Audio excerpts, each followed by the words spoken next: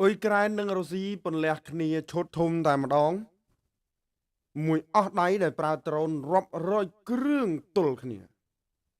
បន្ទាប់ពីសំណើនៃបទឈប់បាញ់បានដាក់ជូនលោកពូទីនត្រូវបានលោកប្រកាសគាំទ្រប៉ុន្តែមិនចុះហត្ថលេខាទទួលយកទេរុស្ស៊ីនិងអ៊ុយក្រែនចាប់ផ្ដើមពន្លះគ្នាមួយអស់ដៃសារជាថ្មីម្ដងទៀតភាគីទាំងពីរព្យាយាមយកប្រៀបលើគ្នាឬយ៉ាងហោចណាស់រក្សាទឹកដីដែលខ្លួនកំពុងគ្រប់គ្រងឲ្យនៅដូចដើមដើម្បីងាយស្រួលតថ្លៃគ្នានៅពេលមានការចរចារកសន្តិភាពរយៈពេល2ថ្ងៃគឺថ្ងៃសៅរ៍និងថ្ងៃអាទិត្យកងទ័ពទាំងសងខាងបានបើកការវាយប្រហារគ្នាយ៉ាងខ្លាំងក្លាពលគឺធ្វើឡើងត្រឹមតែបន្តិចប៉ុណ្ណោះបន្ទាប់ពីលោកពូទីនជួបបរិយាសិទ្ធិពិសេសរបស់លោកដូណាល់ត្រាំអ៊ុយក្រែននិងរុស្ស៊ីអះអាងថាយន្តហោះដ្រូនរបស់ភាគីម្ខាងជាង100គ្រឿងបានហោះទៅលើវាយប្រហារទីតាំងរបស់ខ្លួននេះបើយោងតាមការចុះផ្សាយរបស់ទីភ្នាក់ងារសារព័ត៌មាន AP លោកពូទីនថ្លែងថាលោកត្រាំគាំទ្រស្មារតីជារួមនៃបទឈប់បាញ់រយៈពេល30ថ្ងៃពេញប៉ុន្តែលោកស្នើសុំឲ្យសរសេរឡើងវិញឲ្យបានច្បាស់លាស់និងលម្អិតជាងនេះមិនតែប៉ុណ្ណោះលោកក៏បានផ្ញើទៅឲ្យលោកត្រាំវិញ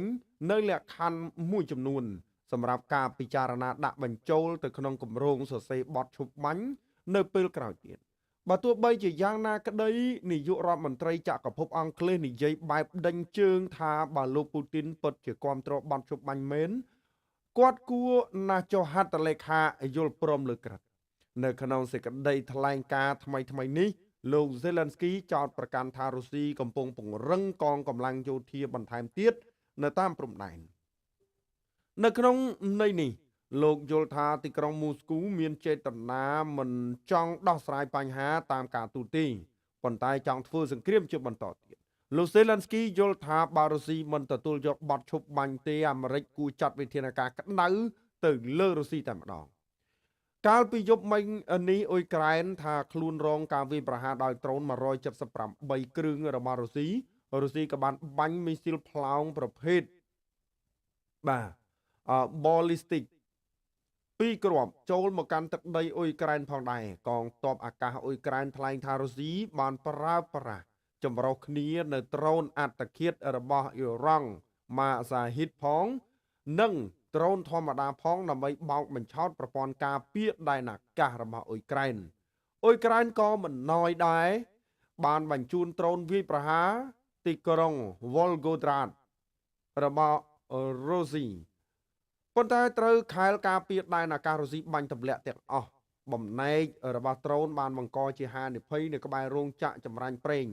ប្រលានយន្តហោះនៅក្បែរនោះត្រូវផ្អាកដំណើរការជាបណ្ដោះអាសន្នបណ្ដាញសារព័ត៌មានក្នុងស្រុកផ្សាយថាគ្មានមនុស្សស្លាប់ឬរបួសនោះទេផលវិបាកនៃសង្គ្រាមអ៊ុយក្រែនសង្គ្រាមរយៈពេលជាង3ឆ្នាំនេះបានឆក់យកជីវិតយុទ្ធជនរុស្ស៊ីនិងអ៊ុយក្រែនច្រើនណាស់ក្នុងសង្គ្រាមនេះមិនសាមញ្ញពេកទេថ្មីត្បិតពីសម្បកក្រៅជាសង្គ្រាមរវាងរុស្ស៊ីនិងអ៊ុយក្រែនប៉ុន្តែអាមេរិកទទួលស្គាល់ថាវាជាសង្គ្រាមប្រយោលរវាងរុស្ស៊ីនិងមហាអំណាចបច្ឆិមប្រទេសដោយខ្ចីដៃរបស់អ៊ុយក្រែនសម្រាប់ប្រើប្រាស់សារព័ត៌មាន Hindustan Times របស់ឥណ្ឌាបានដកស្រង់ប្រភពពីទីភ្នាក់ងារសម្ងាត់អាមេរិកមកចុះផ្សាយថារុស្ស៊ីស្លាប់នឹងរបួសជាង100,000នាក់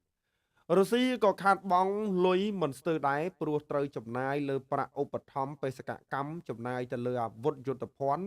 និងទទួលរងទណ្ឌកម្មសេដ្ឋកិច្ចនិងហិរញ្ញវត្ថុថែមទៀត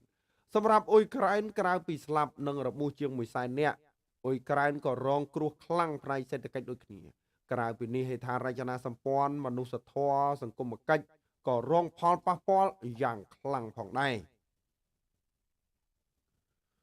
ជាលទ្ធផលនៃសង្គ្រាមរុស្ស៊ីគ្រប់គ្រង 20% នៃទឹកដីអ៊ុយក្រែនកាលពីមុននេះគ្រប់គ្រងទឹកដីរុស្ស៊ីបានច្រើនពាន់គីឡូម៉ែត្រការ៉េនៅតំបន់ខើសប៉ុន្តែឥឡូវនេះឮថាពួកគេបានរបូតទឹកដីទាំងនោះទៅហើយកំពុងជាប់ការឡោមព័ទ្ធបើមិនលើកដៃសុំចុះចាញ់ទេមានផ្លូវស្លាប់មួយមុខគត់ប៉ុន្តែ Zelensky ប្រកែកថាកងទ័ពរបស់គាត់នៅតែប្រយុទ្ធគ្នាជាបន្តទៀត ដោយឡែកក្រុមប្រចាំប្រទេសថ្មីត្បិតមិនបានបញ្ជូនទ័ពជាផ្លូវការទៅច្បាំងក៏ដោយប៉ុន្តែក្រុមអ្នកស្ម័គ្រចិត្តរបស់ខ្លួនក៏ទៅជួយអ៊ុយក្រែនផងដែរអាមេរិកនិងអឺរ៉ុបចំណាយលុយជាង260,000 លានដុល្លារដើម្បីជួយអ៊ុយក្រែនអគ្គលេខាធិការអង្គការ NATO ថ្លែងថារដ្ឋសមាជិកអង្គការ NATO បានផ្ដល់ជំនួយទៅអ៊ុយក្រែនជាង50,000 លានដុល្លារឯណោះដូច្នេះសរុបទៅមិនក្រោម300,000 លានដុល្លារនោះទេ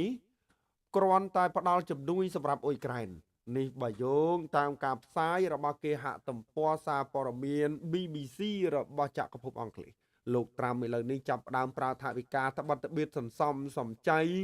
ជាទីបំផុតនិងផ្ដាច់ជំនួយខ្ទេចខ្ទីអស់ហើយដើម្បីប្រមូលលុយទៅជួយអ៊ុយក្រែនហេតុនេះហើយ